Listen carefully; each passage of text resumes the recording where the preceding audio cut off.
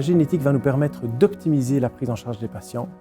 En connaissant les mécanismes de leur maladie, on va pouvoir cibler, dans certains cas, les mécanismes de la maladie, choisir le meilleur traitement pour eux, les amener au meilleur moment à une chirurgie, par exemple, et on va donc pouvoir prédire des événements cardiaques pour le patient, mais également pour ses proches. Et c'est vrai dans les maladies pour lesquelles il y a un risque vital, notamment en cardiologie, mais également dans d'autres disciplines de la médecine, notamment en neurologie, en pédiatrie, dans les maladies vasculaires au sens large, ou les maladies qui présentent un handicap important. La génétique joue donc un rôle très important pour optimiser le traitement et la prise en charge des patients. Je suis venue à l'hôpital Erasme car j'ai une maladie génétique. Donc, je suis porteuse du syndrome de Marfan. Donc, malheureusement, j'ai perdu mon premier enfant qui est décédé à 14 mois.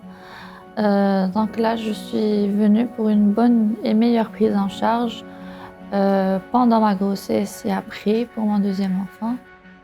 Le but principal des analyses génétiques dans notre département, c'est le diagnostic préimplantatoire.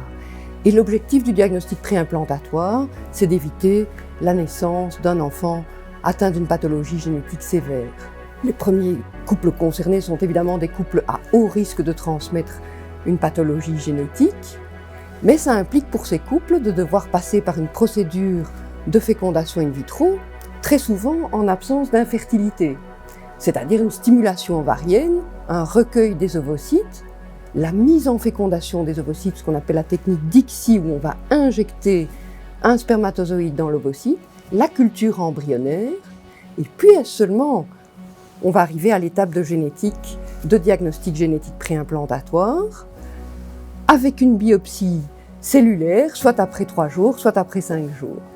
Le but de toute cette procédure est évidemment de replacer uniquement dans l'utérus de la future maman les embryons exempts de toute pathologie. Les nouvelles techniques de génétique offrent des perspectives énormes par rapport à la prévention de pathologies génétiques, en particulier par le dépistage du portage de maladies génétiques chez les futurs parents, quels qu'ils soient.